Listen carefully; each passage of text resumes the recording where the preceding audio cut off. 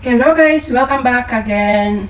And for today's vlog, gagawa tayo ng Greek salad. So ito yung mga gagamitin nating para sa Greek salad. 2 pieces of cucumber. This is organic cucumber. And the candy tomatoes. Yellow onion. Half of lemon. 1 piece of avocado. Then make sure na meron tayong pepper, garlic salt, or salt, kahit anong panlasa gagamitin. Ito yung brown olives. May konting nuts. Lagyan natin nuts. At saka ito yung mga herbs at lettuce.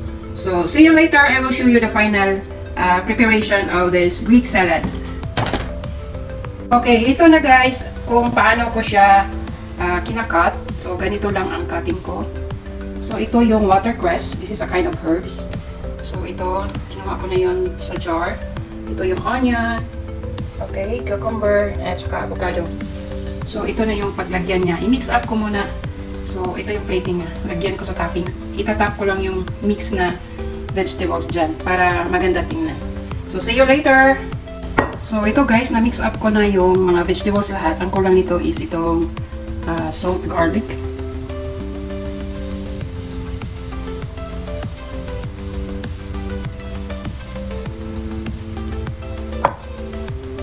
Itong pepper.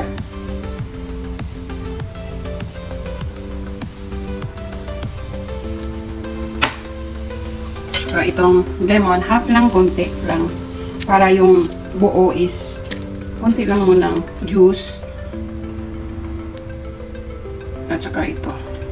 So, i-mix up ko na siya. Nakalimutan ko. Olive oil, for sure. Ito yung makapagpasarap na paborito nila. Basta sa salad, meron talaga tong tatlo. Olive oil, black pepper powder, salt, at saka lemon. Yan talaga, always present yan sa salad. Pakita ko na sa inyo ang final. See you later! So, ito na guys yung final Greek salad. So, konting trivia lang sa avocado para hindi magiging dark siya kasi mamayang hapon or kahit kinabukasan pa itong hindi kainin, hindi siya magda-dark. So, while putting the avocado on topping, so you should squeeze lemon. So, squeeze lang ng lemon konti. At saka nakapagdagdag din ito ng lasa ng salad. Para hindi siya mag-brown. Itong lemon ay makapag-preserve ng dark sa para hindi siya magiging dark yung avocado niya. Diba, ang avocado pag sinislice mo na yan, kahit i-ref mo pa, magiging dark yan. So, ito yung tips na ibibigay ko sa inyo.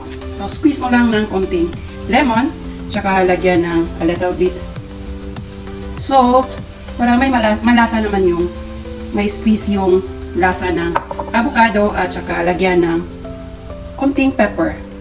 So, yan. Masarap na yan. Happy-happy na yan ang amo ko. Yan ang paborito niya, in fairness. So, see you guys on my next video. So, pwede nyong lagyan din ng additional na olive oil kung gusto nyo. So, para sa akin, hindi na siya. Hindi na siya kailangan kasi medyo naparami ako kanina paglagay doon sa minix ko na vegetables. Okay, see you guys on the next video. Bye!